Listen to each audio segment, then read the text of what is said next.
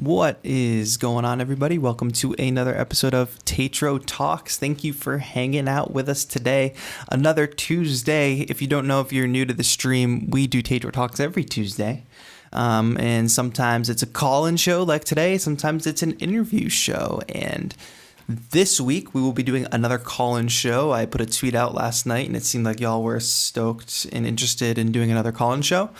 And next week will be an interview with a great artist that I will talk about later, because we just locked that in, and I'm stoked for it.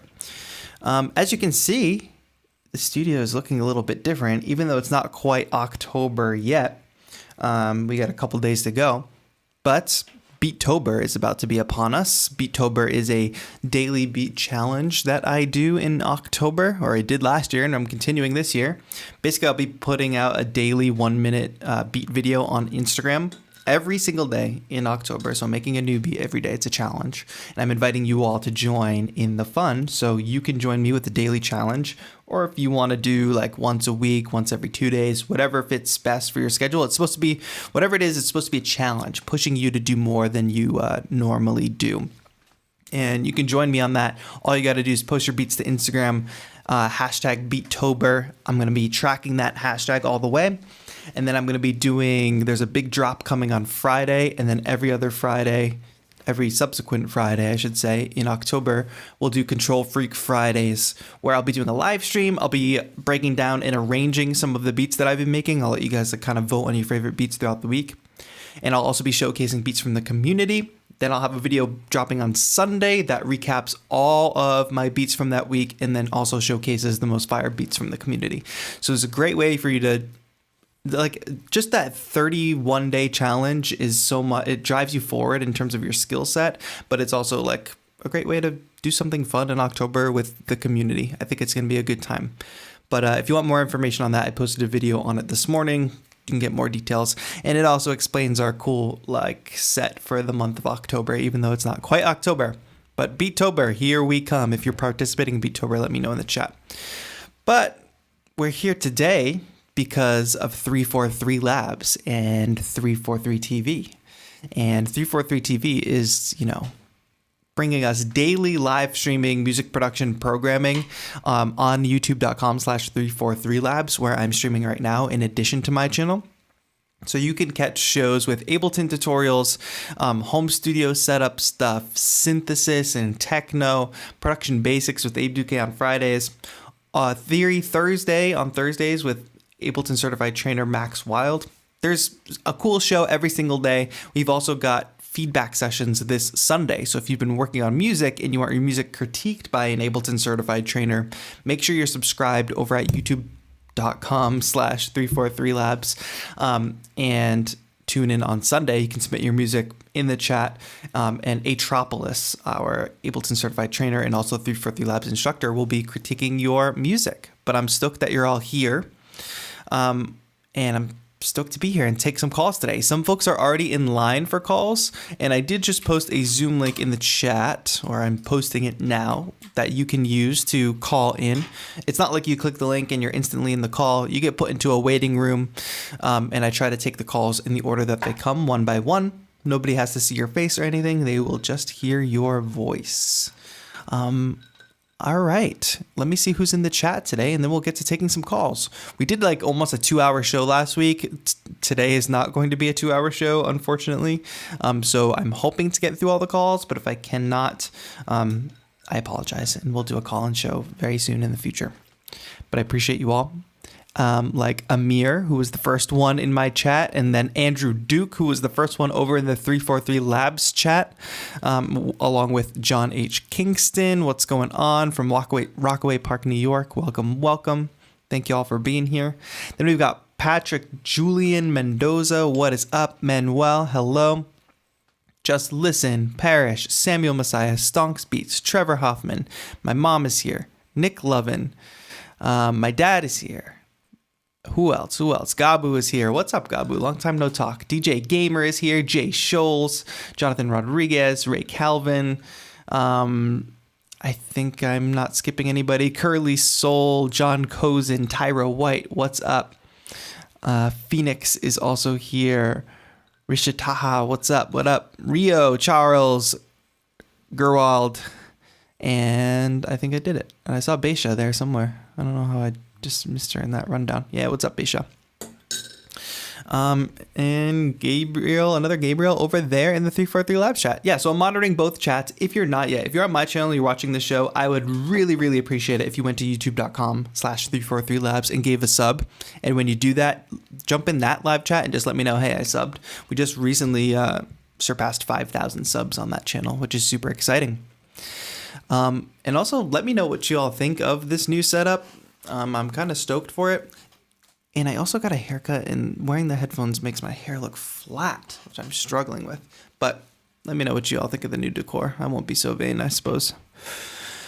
All right, so we have a bunch of callers waiting, and I think it's time to call in. Basically, I'm looking for questions that you think I can answer. Maybe it's around MIDI controllers. Maybe it's around gear or Ableton Live, but I like more of the motivational questions that have to do with the philosophical side of being a home studio music producer, that kind of stuff. You know, I really like answering those kinds of questions rather than technical stuff, because those bigger questions apply to a lot of us and we can all get advice for those things. Thank you, John Cozen and Blake, for going over to the 343 Labs chat and subbing. I really, really appreciate that.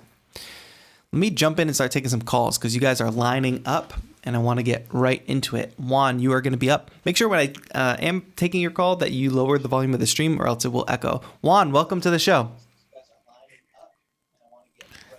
Lexi, this is what I mean. This is what I said. I can hear myself in the background. Oh, hi, TAETRO. Hey, so my question, I actually recently got an Akai Mini MPK3, just after watching your videos, felt really motivated to actually pursue music production. I'm stoked for that. Make sure you are listening to the Zoom audio and not the stream audio, because it's going to be very delayed if you are. So my question is, because I use OBS a lot to live stream. Mm-hmm. Okay. Yes. So my question is, so how would I connect my Akai Mini to actually use it with OBS for live streaming a performance? So what are you trying to use the Akai MPK Mini for in OBS? Are you just trying to do music live streams? Or are you trying to control OBS with the MPK or something? So what are you trying to use the Akai MPK Mini for OBS? Are you just trying to do music live streams? Yeah, I just want to do music live streams. For sure. So, well, first of all, you're going to want to be using a DAW. And also, I'm just trying to do music live streams. Yeah. And also, while I'm answering this, make sure you just switch the audio so you're listening to the Zoom call instead of the stream. Mute the stream. So if you want to do music live streams, what you really need to do, what's worked best for me is actually using two audio interfaces. So the Akai MPK Mini, you could be using any MIDI controller to figure out a live stream setup. I'm going to take your call. I'm going to answer your question off the air because the echo is killing me. But thank you for calling in, Juan. So if anybody wants to do live stream performances, the MIDI controller doesn't matter. You could use any MIDI controller. What's worked best for me, though, is using two audio interfaces, because when you're streaming, this really weird thing happens. You have your DAW, which is, pretty CPU intensive, and then you have OBS, which is also CPU intensive.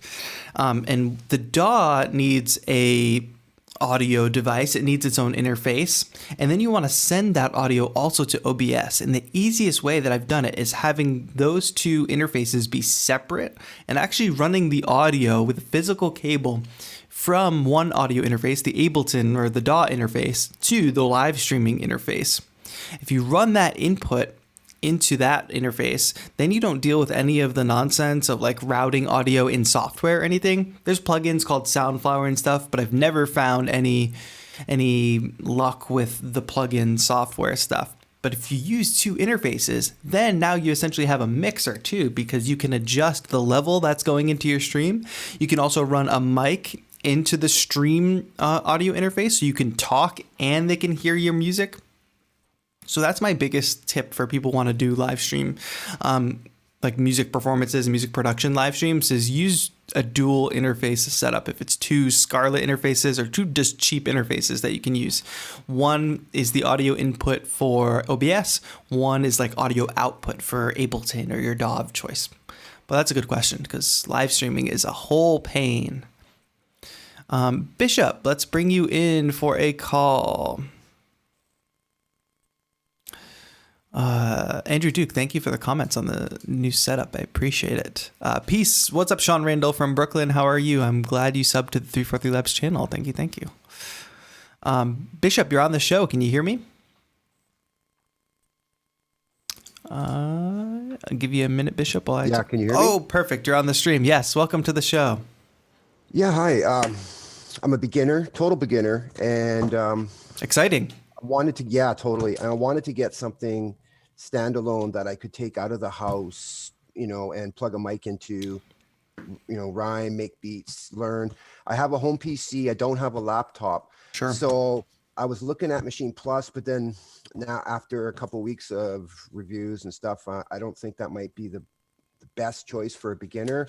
I did pick up the MPK Mini Mark III for my first controller at home. Just wanting some suggestions, ideas about a good entry point for beginner that I can do those things with in a coffee shop and then bring it home to my home PC. Because I don't want to buy a laptop for $1,600 plus, et cetera, et cetera, et cetera. Right. Yeah. Well, I know you were looking at the Machina Plus, and that's pretty expensive, right? That's like $1,400 or something. Well, it's in Canada, it's $1,900. So oh, wow. Even more. I mean, at that point, you might as well just buy a laptop because you could do. I know. Yeah. Right. And then I have a really good home PC. Right. So you're really trying to avoid buying a laptop, basically. Well, I'm flexible.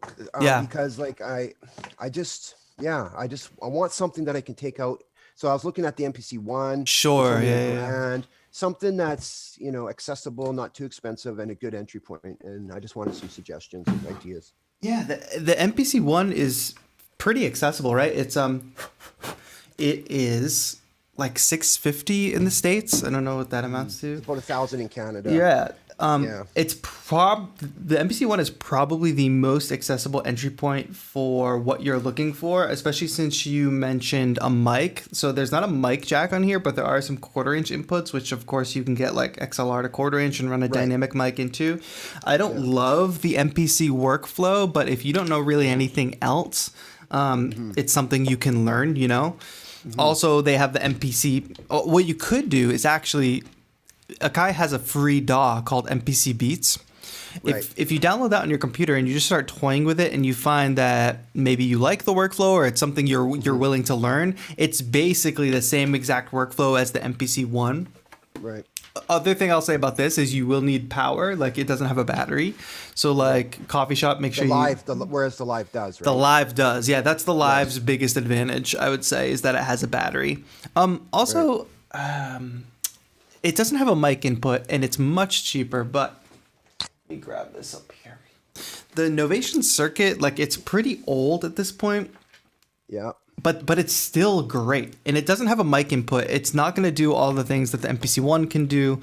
But in terms of like a small groove box, like the Novation circuit. Like I used to have the old original EA1 Electribe.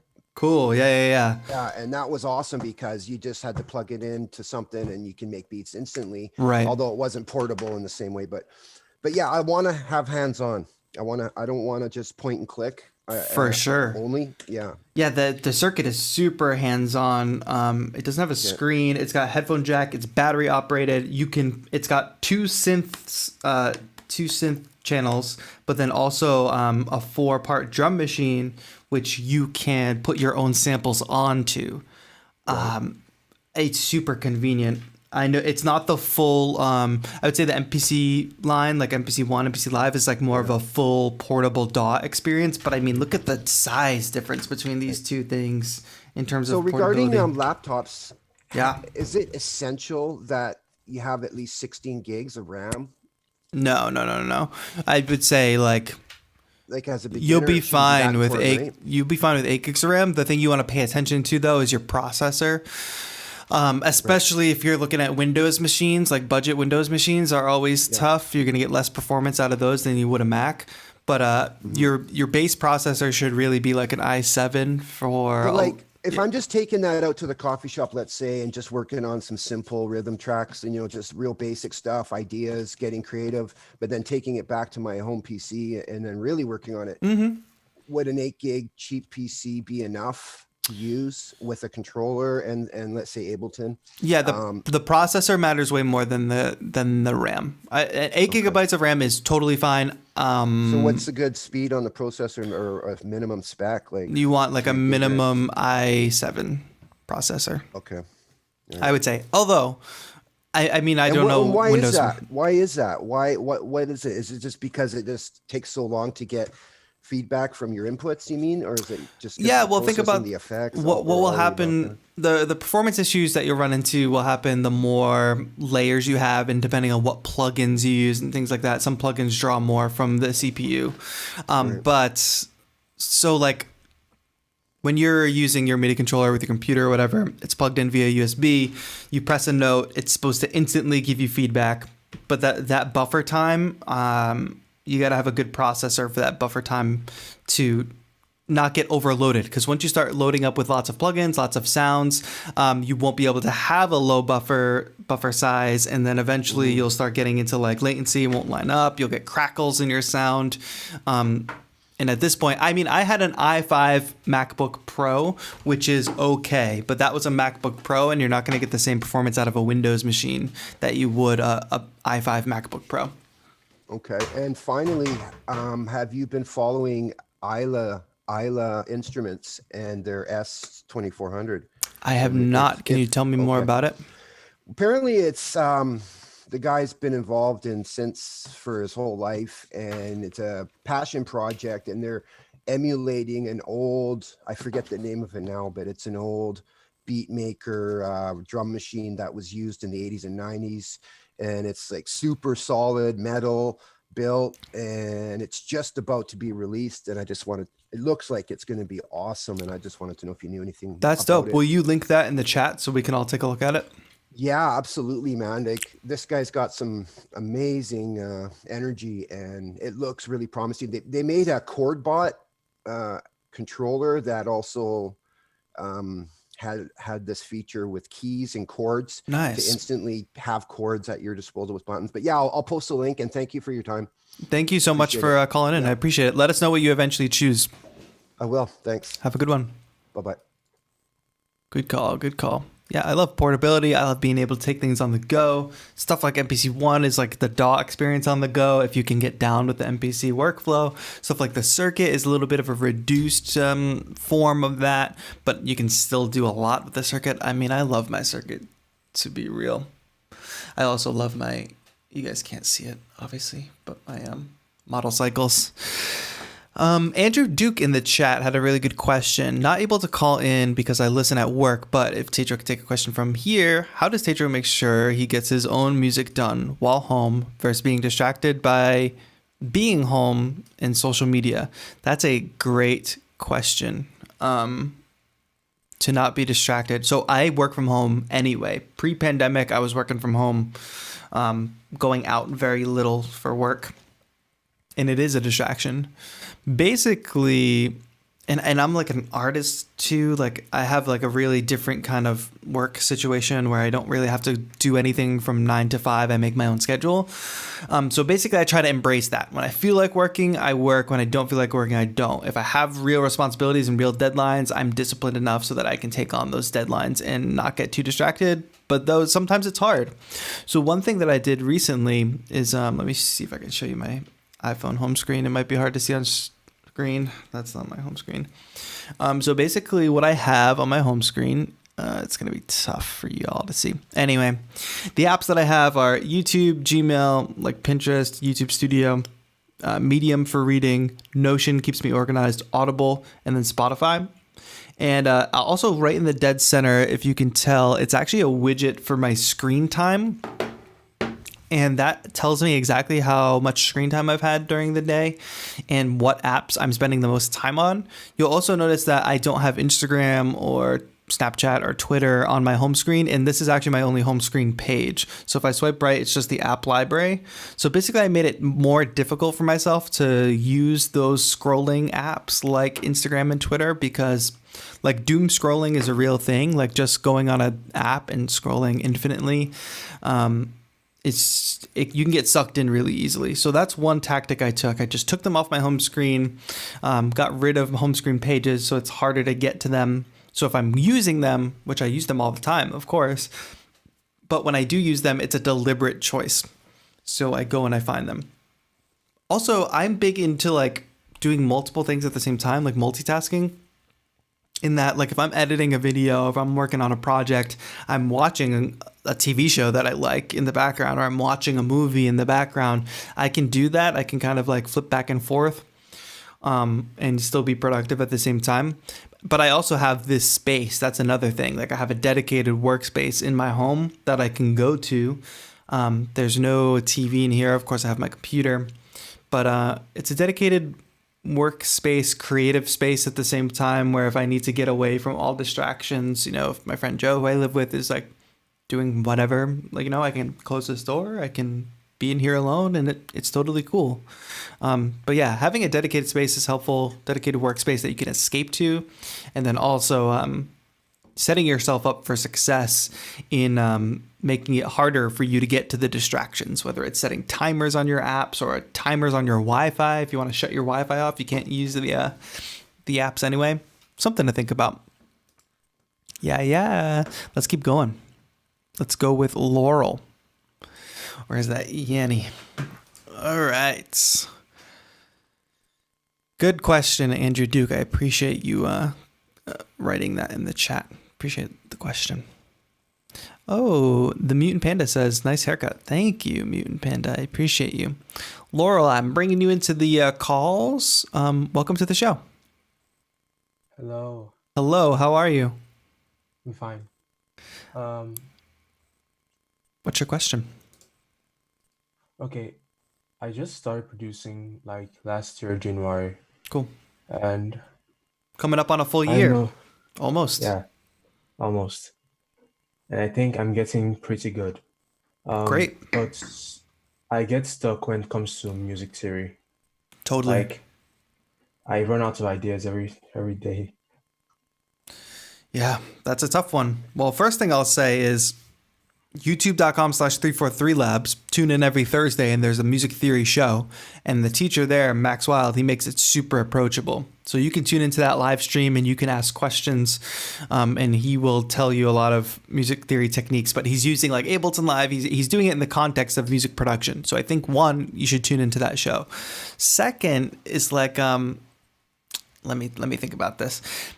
If you're running out of ideas, that means like you've exhausted all the bad ideas. I think at some point we have to stop judging ourselves and let ourselves get the bad ideas out, because you could either turn a bad idea into a good idea, or just the exercise of, whatever's coming to you in that moment, getting it out, not judging yourself, but actually creating something, not stopping yourself and saying this isn't good enough.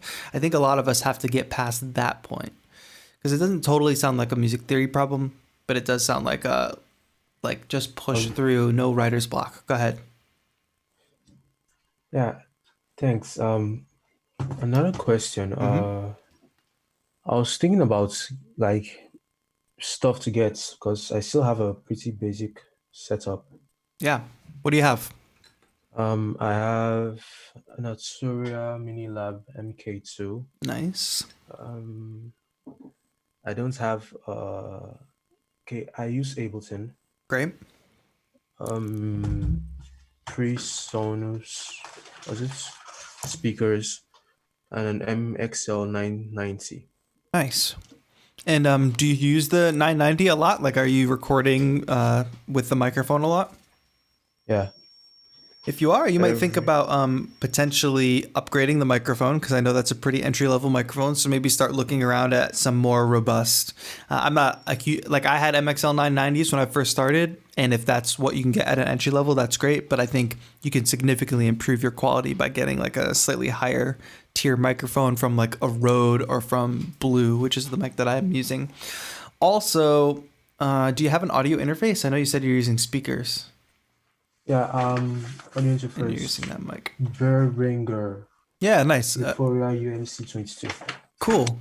And like, are you feeling limited by any of that gear that you have? Like, is any of it causing you trouble? Is any of it making things hard for you? Like, what's hard for you right now? Like, what's in your way at the moment?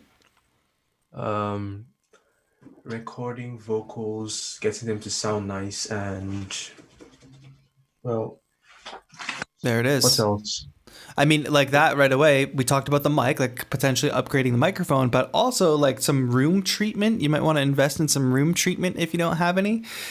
Just some basic acoustic foam, like set up a place that you're going to record vocals all the time. I don't care if it's a closet, if it's your bedroom, whatever. Get some acoustic foam and like treat that space, because even if you have a cheaper microphone, if you treat your space, you will get your vocals to sound pretty good. You can make audio recording sound pretty good by treating a room with most microphones. Okay. Thank you. Yes, think about that investment and then call back in a few weeks or whatever and let us know how it's been going. Okay. Thanks so much, man. Thank you. Drop in the Zoom link again in chat, my friends, because somebody asked. Thank you so much for calling in, folks. Amir says, 343 Labs is sick. I've tuned in twice since your last week's call. Oh, great. I'm glad to know. Yeah, the shows are really fun.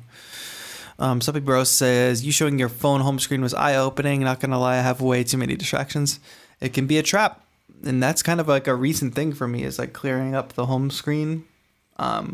Putting apps that I use for productivity and like reading and listening on the home screen, and just making it harder to get to the doom scrolling apps, I suppose. What's up, Scree Crew? I think that's how I say that. Hello. How to not complicate your music? I think that's a question, and that's a good question, actually. A lot of beginners, like when you first start making music, a lot of times what happens is you just start stacking tracks. Like you start with your drums, then you get your chords, then you add your lead, then you add your bass, then you add another pad on top of that, and then you add another lead on top of that, and then you just like keep going. Like limit yourself. Say like, I'm only going to use 8 main layers. And all those layers have to have a purpose. Maybe only have like 5 main layers. Like as we get into this month of Beetober and we start doing the daily beat making and I show you guys my beats, you're going to see that there's not that many layers to them. That's the limitations of the challenge. Not specifically, but like if I have to make a beat video every single day, they're going to be relatively simple. And B, like the human brain can only focus and listen to so many things at one time. So it's not worth just adding in layers and layers and layers. I think we get caught up in like, okay, this track isn't done. Let's keep adding. But if those additions don't have a real purpose, like if you're not listening to your track saying like, oh yeah, it does need something floating on top. It does need something in the higher register. If you don't have that thought, that instinct, and you're just like, let me just add something. Let me just add something else. Then there's no point in adding something. You're just adding it for the sake of, keeping yourself busy and not having to be finished. So try not to avoid being finished. We have a very important segment to transition into. Every call-in show, we bring on a guest from the community for a segment that we like to call Samuel Says. Samuel, welcome to the show. Hello, everyone. Welcome to my segment, Samuel Says. How's it going, man? How are you? It's good. I'm getting better at e-learning. It's a very different thing than normal school. For sure. Like, really, really different.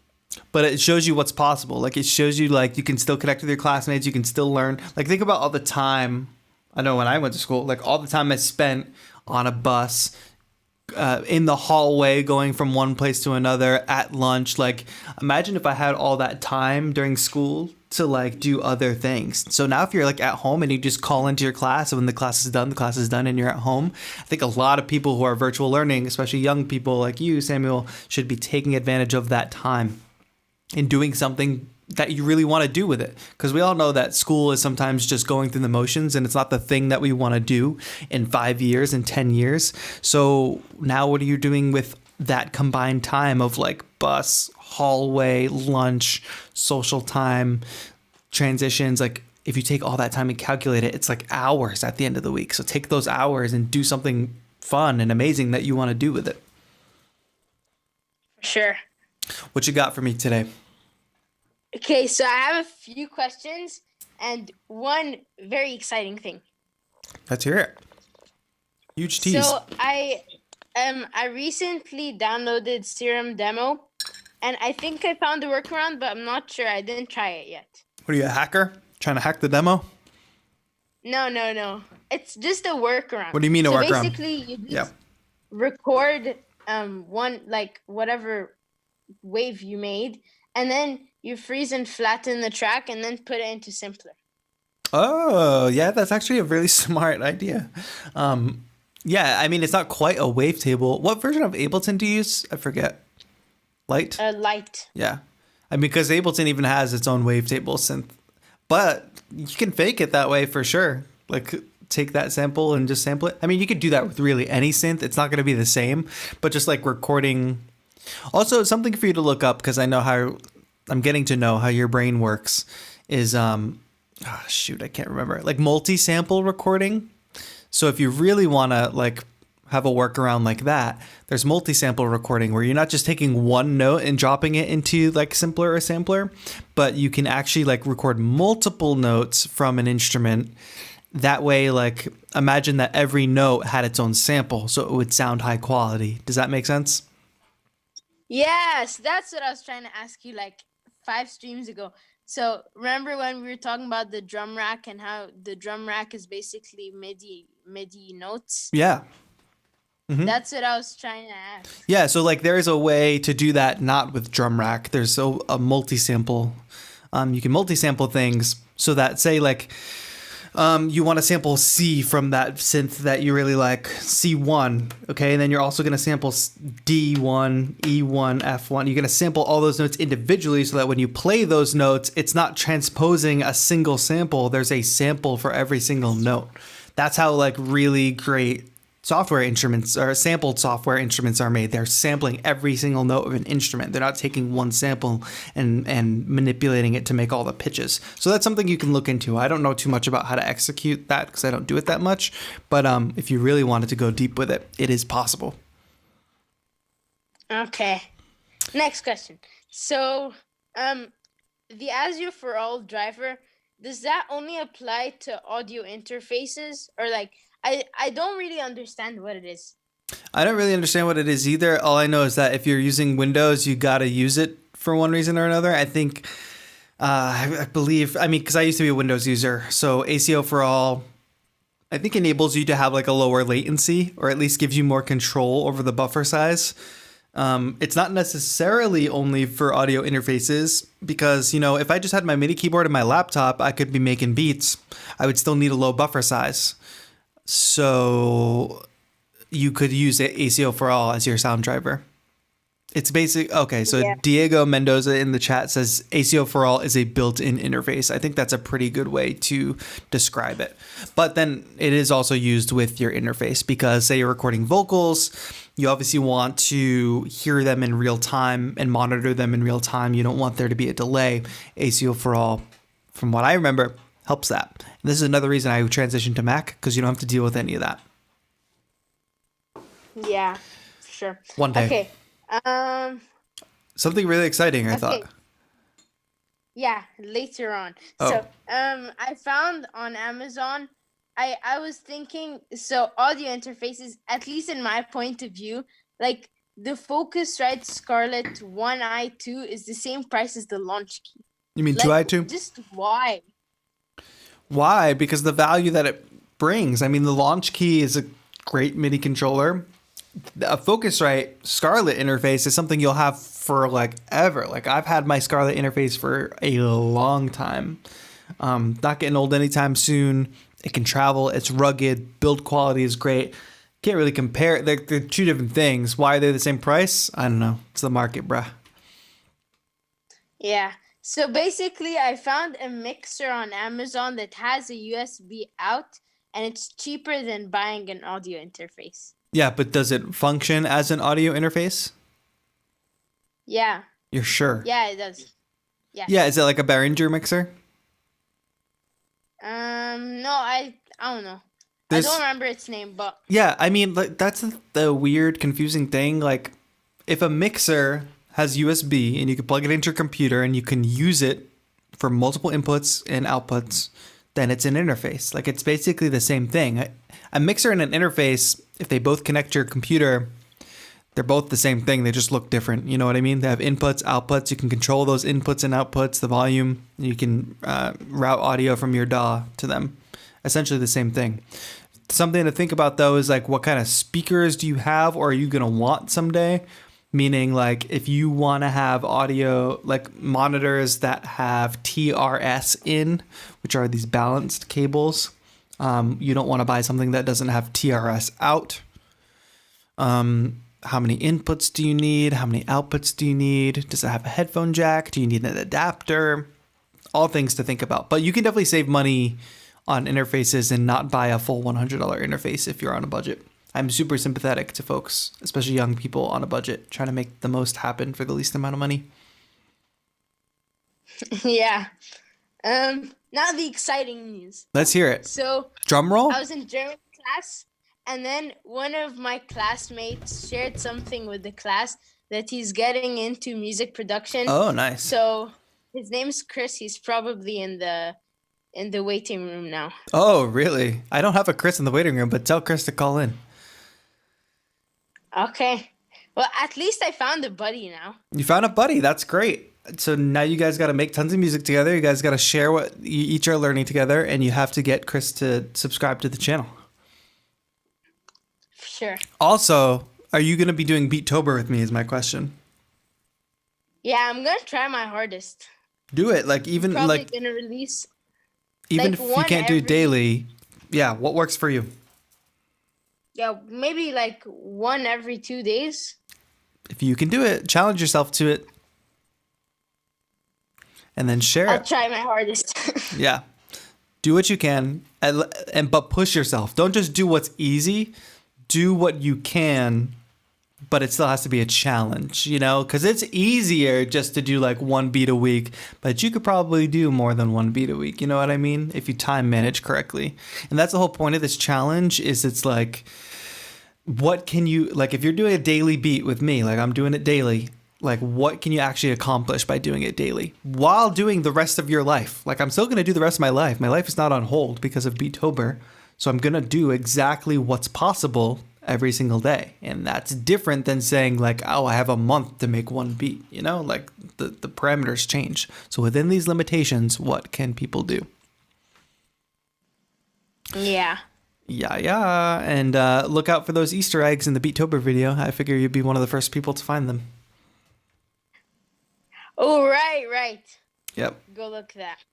Look. So congrats on finding your new music production friend. I hope that I can talk to them at some point in the future, and good luck. I can't wait for the next segment of Samuel Says in future episodes. Can't wait for it either. All right. Thank you so much for calling in. Great segment today. Thank you. Thank you. Have a good one.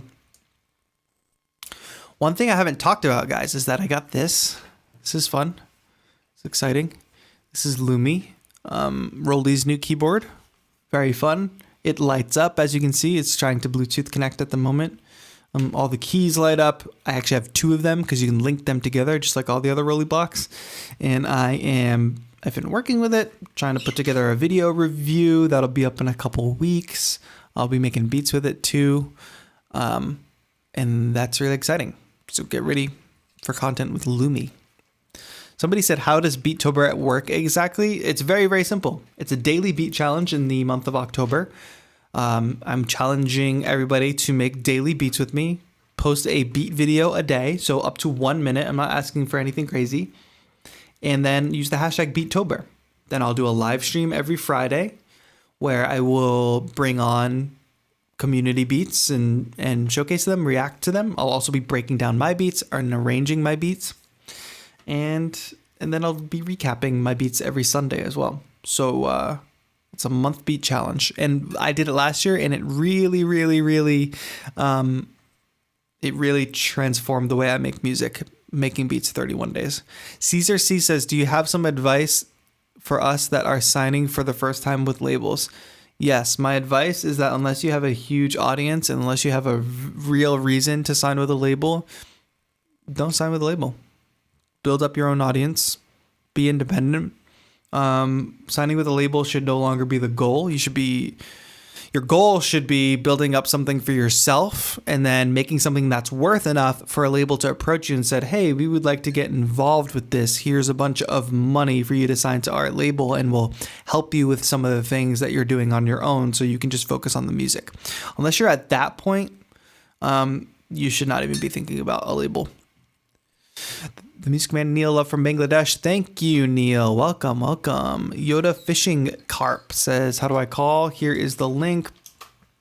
I got a couple people waiting, so I'm going to keep taking calls. Amir, let's get it. Bring in Amir to the chat. Lorenzo says, I think labels are becoming old school. Yeah, kind of. I mean, obviously it's how the music industry still operates, so they're not obsolete, but like you see a lot of people getting kind of screwed by their labels. So think about that. You're an independent artist. Hello, Amir. Welcome to the show. Hey, what's up, TAETRO? Huge fan, man. It's amazing to be on a call with you. I appreciate it. Thank you so much for calling in. That's so awesome. Okay, I had a few questions, and so I know you're limited on time, so I'm going to kind of rapid fire if it's cool with you. That's cool with me. Okay, cool. So the first question is, so I got a MIDI keyboard, the MPK. I have home studio monitors. I got monitor headphones. I have a Blue Yeti, pop filter, everything. What am I missing? Like, what's next in my? Because so I got a DAW that I'm getting comfortable with. I got some like lecture material. I'm going through, allocating time daily, almost trying to make a beat like every single day, or if I get stuck, like literally wake up the next day and be like, we're gonna finish, like you're gonna hammer something out of this. Yes. So what's my next step? How am I? What are you feeling limited in right now? Like, what do you like? You sit down at your computer, you start making something. What are you like? Dang, I wish I had this, or I can't do this because I don't have this. Like, is there anything like that happening to you? I mean, right now it just feels like, because I don't have, like, I haven't gone to school for music like yourself, and I haven't really had any proper training, so it just kind of feels like what I'm doing is a little bit random. Like, it sounds nice, I listen to it, I enjoy it, I share it, and like other people are like, good stuff, man. Sure. But I don't really feel that it's like, it's like you need a little bit of structure. Yeah, you need a little bit of structure, and you need a little bit of you need some type of feedback. So you need somebody letting you know you're making progress and things like that. Like genuine, proper progress, not like my mom's like mom says, "Oh yeah, beats are great," of course, because that's what your mom's supposed to say. Theory Thursday. I mentioned this before, but there's the show every Thursday on 343 Labs YouTube channel, youtube.com/343labs. That's a music theory thing. We have feedback sessions coming up on Sunday. So that's with an Ableton certified trainer. So if you want real feedback, and you can tune into that show on Sunday on youtube.com/343labs, you should totally tune in and submit the music, because Atropolis will give you some real hard feedback, and that happens monthly. So if you're able to like build up some tracks, you get a track that you really like that you worked on the past month, and you submit to that show, you'll get some real honest points and some feedback.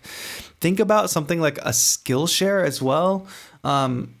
Like you can get you can go back and find a bunch of my videos that have Skillshare links, but you can get a 2-month free trial. So I'm not saying you have to pay for it or anything, but just like that 2-month free trial, like if you use 2 months and you take an Ableton, like a music theory for Ableton Live users course, like you can get that done in the 2 free months and like really take something from it.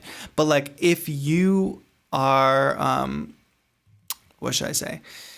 It doesn't sound like you need anything. You started the question by saying like, I've got this, I've got that, like, what do I need? And you didn't say like, well, I want to write grand piano pieces and my keyboard's not long enough. Or you didn't say like, well, I want to record rap vocals and my mic's not good enough. So like, you're in a really good spot. If you can say, honestly, like the spot that you're in is you need structure and you need like material to learn from and progress from.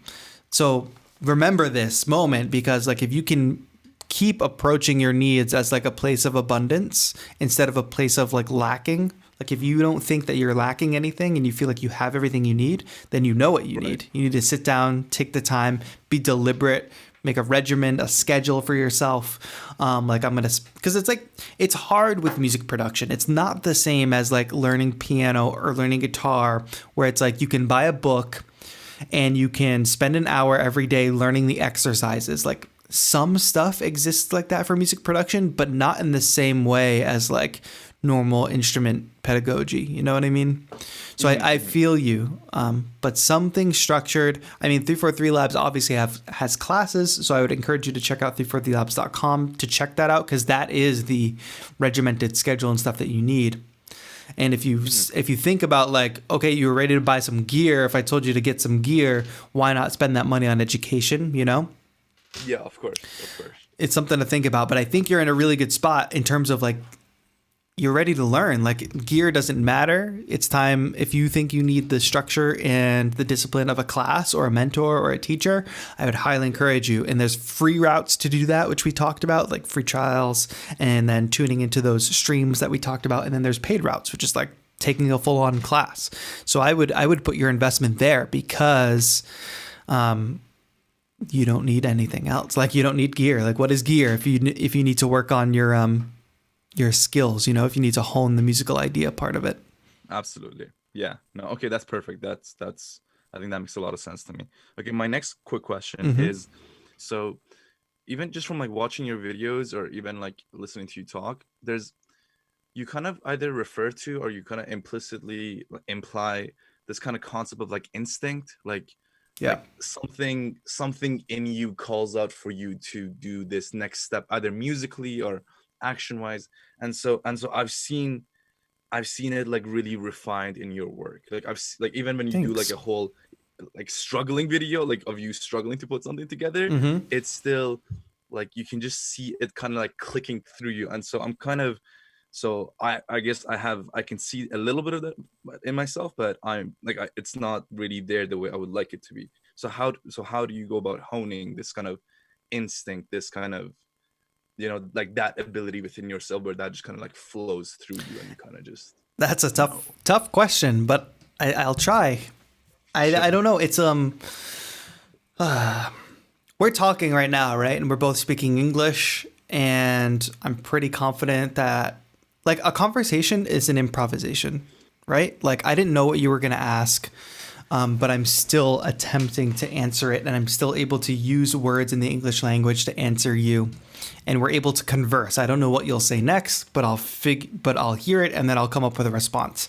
And that's what music is. You know, like I, from the age of 0, have been hearing the English language and have been learning the English language and learn to speak and learn to write.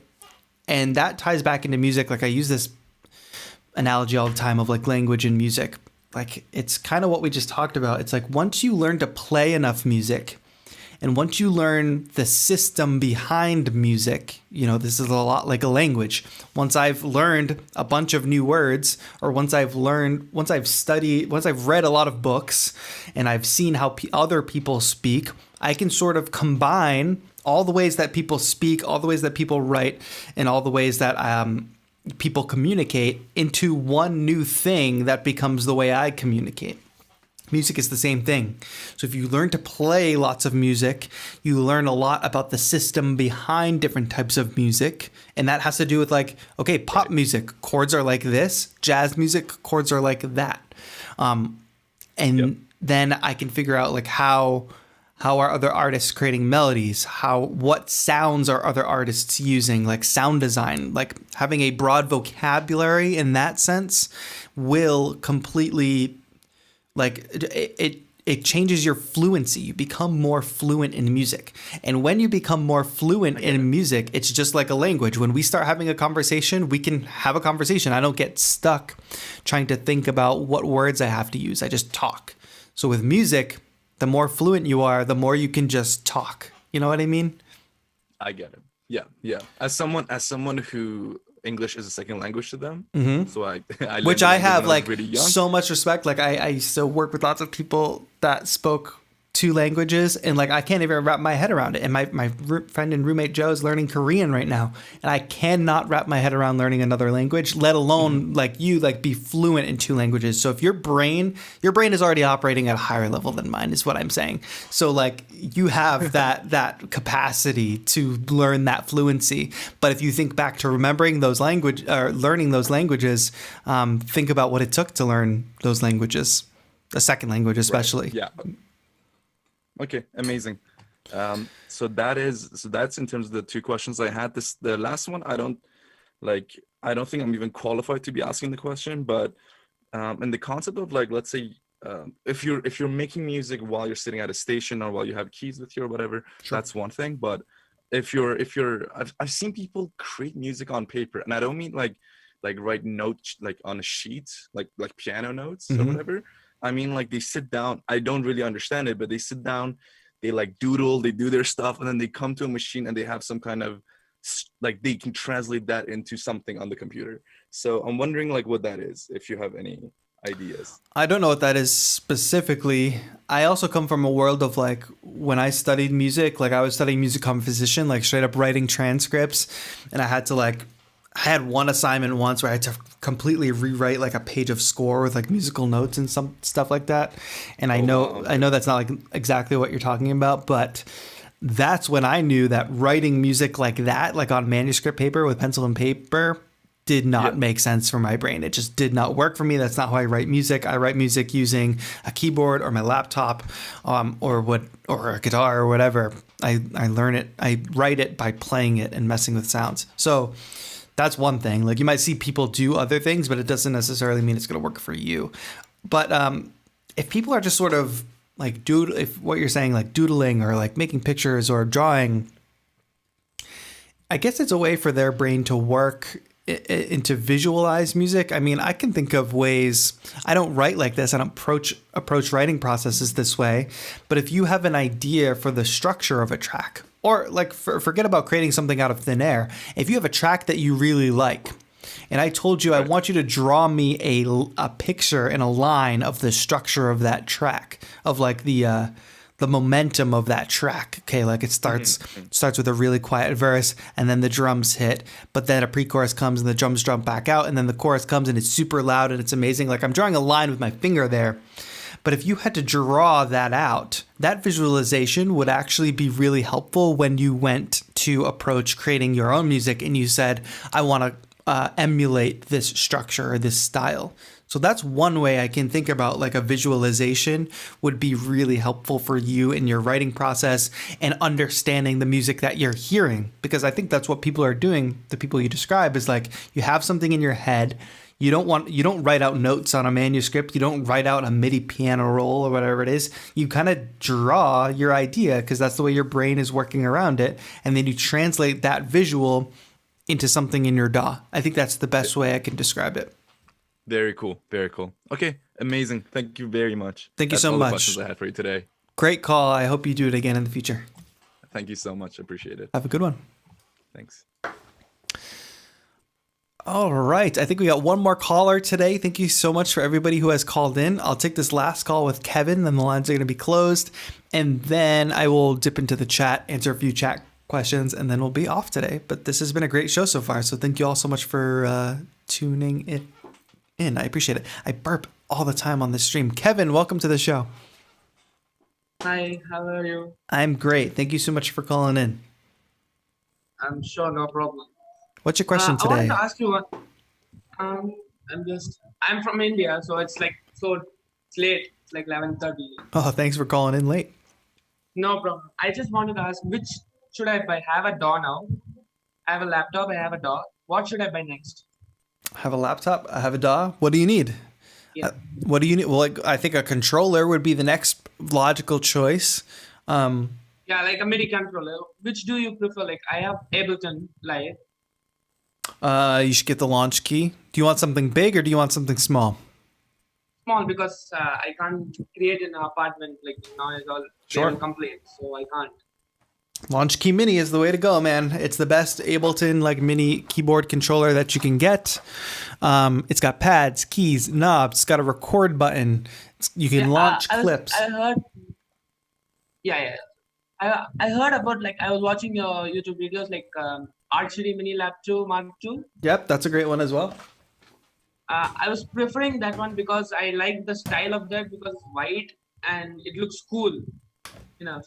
If having Or- a if having a dope looking controller is going to motivate you to sit down and make music, and that's important to you, I think you will be totally fine with the Mini Lab Mark II, and I think that you should get it. It's got Ableton Control in it anyway. It's a great MIDI controller, and if it's the thing about like you just prefer the way it looks and that makes you excited about making music, I think that that's an important decision to make, and you should get it. It's totally fine to make a decision based on that. Yeah, because now I'm in 12th, in grade 12, so I have to look on studies and this one, because I like music. I listen to music and I just start playing because it's just interesting to play. Yeah. So I just love it. So that's great. And hold on to that, like, because it's going to become hard as you learn more and more. It'll become difficult, but as long as you always love music and making music and trying to figure out how to understand it, as long as you have that passion, you'll continue to have it. You'll never quit.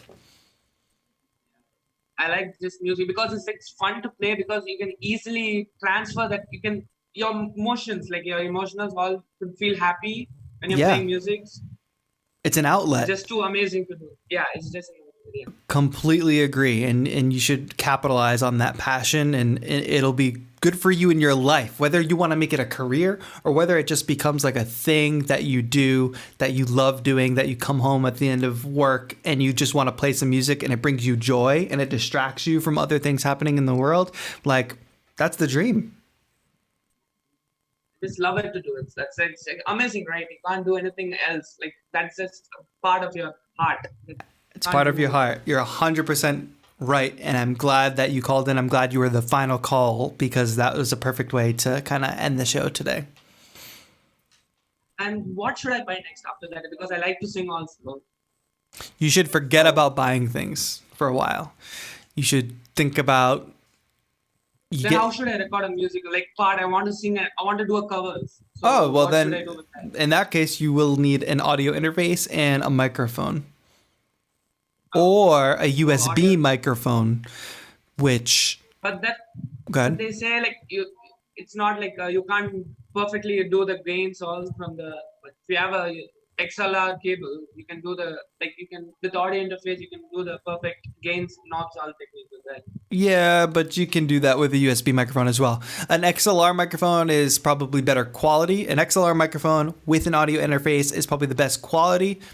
If you had to do it with a USB microphone, you totally could. And at a certain budget, you won't really be able to tell the difference. Hey, thank you. It was just too good to talk with you. I was wanted to ask this question because you're all like that side of the country and I can't ask anywhere. Right. I hear you. Thanks for calling in. Those are all important questions. I'm inspired by your passion today. So thank you for inspiring me.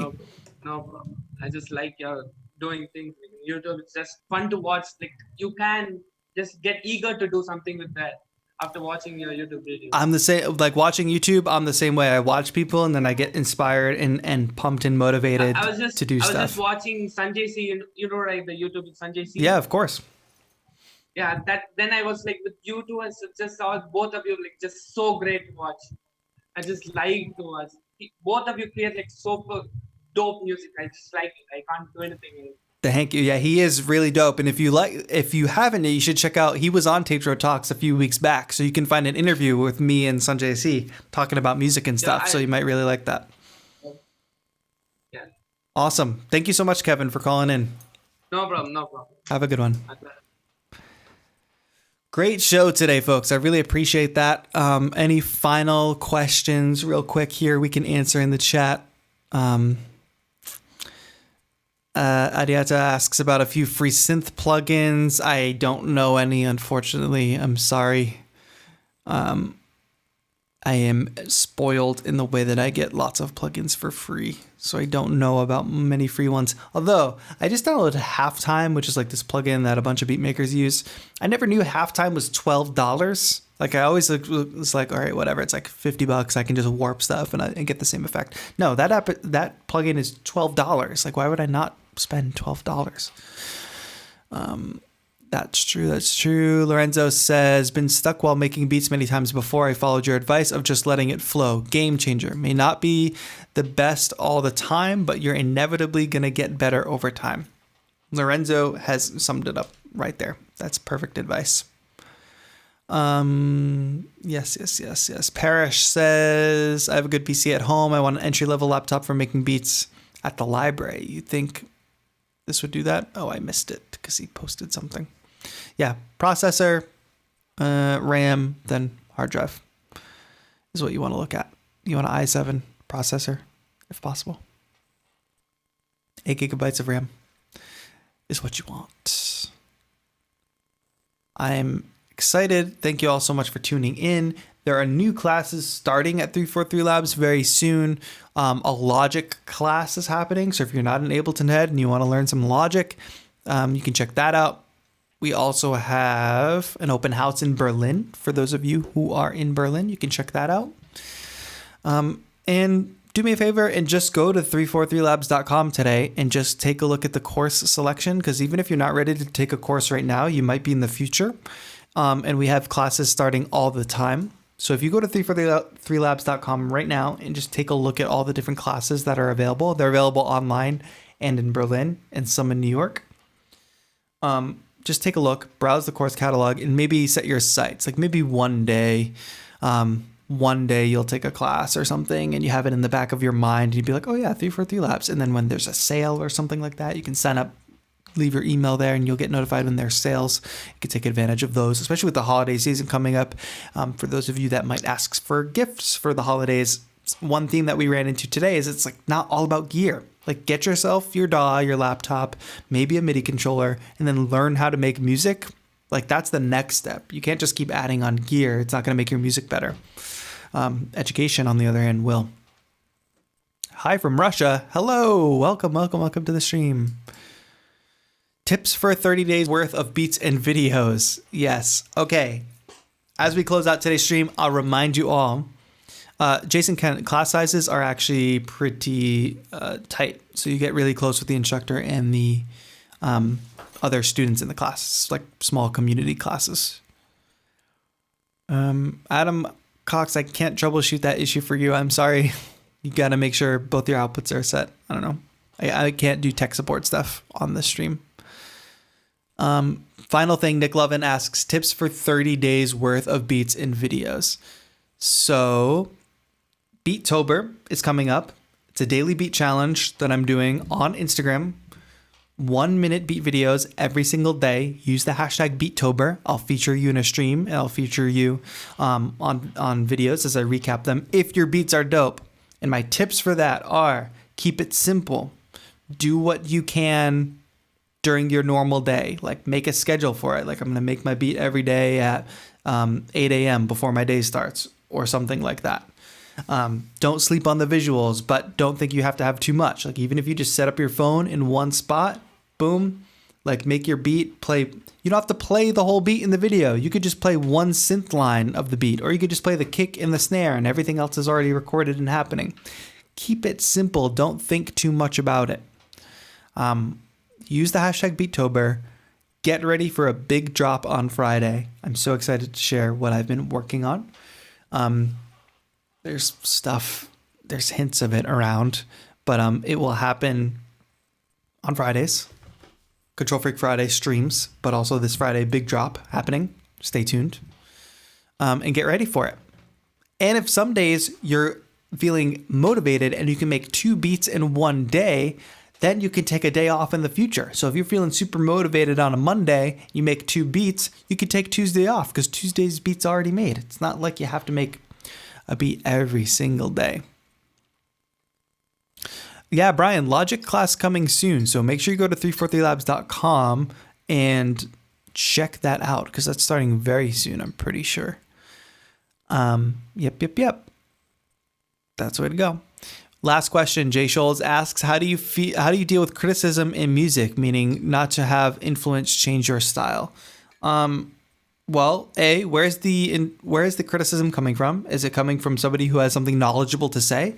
Like, is there something I'm doing technically wrong? Like maybe they say, oh, your low end is trash, or your mix sounds really muddy. If that's coming from somebody who knows a thing or two about mixing, great. I will take that advice and I will try to improve my skills in that way.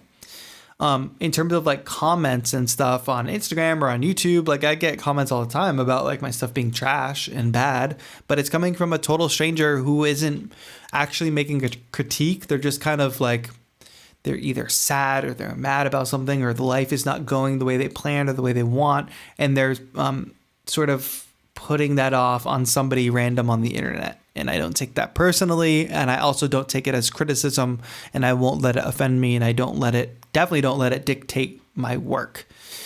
There is also like the hive mind of the internet, right? Like if I put something out and a lot of people who are maybe not super educated in something, but if a lot of people say the same thing, maybe they're not saying it the right way. Maybe it's not articulated super technically, but if I see a lot of the same comment, then I also start to think about it, because I see like, okay, this is kind of a reoccurring theme, even though it's not coming from an expert. So it's something worth diving into. Jason, I'm not sure off the top of my head, but thank you for asking. I'm going to drop a link to the school right now in the chat. It's also in the description, so check that out. I know that there's payment plans and stuff like that. Mr. McDoodles, what do you think the average age of your viewers is? I think it's between 18 to 35. I know that's a huge range, but the last time I looked at the analytics, I think that's the bulk. Or maybe it's 18 through 24. I'm not really sure. But we're running a little over time here, folks, and this has been another episode of TAETRO Talks. I said that I would announce the guests for next week in the stream, and I will. Our guest next week will be Neon Vines. If you don't know Neon Vines, go on YouTube and type in Neon Vines. You will find her performances. She's an epic Ableton Live performer. Uses Rolly, Seaboard stuff, and Ableton Live, and launch pads, and all kinds of cool gear. If you like my stuff, you will like Neon Vines stuff. So check out Neon Vines. Get ready for next week's show, because we'll be doing an interview with her, and she's super dope. And then get ready for a live stream tomorrow on youtube.com/343labs, where Lewis Beck, Beatport charting producer Lewis Beck, will be talking about the hybrid home studio. And you should totally tune in. Theory Thursday on Thursdays, Production Basics on Fridays, Cellways Techno Saturdays on Saturday, and feedback sessions on Sunday. Submit your music to the feedback sessions. youtube.com/343labs. Go over there right now after the stream and subscribe. Turn on notifications so you can tune in to the daily live music production streams. Guys, free. It's basically a free daily 1-hour class in music production. All things you need to know, all things that people asked about can be answered in those live streams. Check it out, youtube.com/343labs. Thank you all so much for watching and tuning in. The calls were really great today. The questions in the chat were really great. I appreciate you all. Stay tuned for a video drop on Friday. If you haven't yet, check out the Beetober video that dropped today. But anyway, thank you all so much for watching. This has been TAETRO. Have a good one.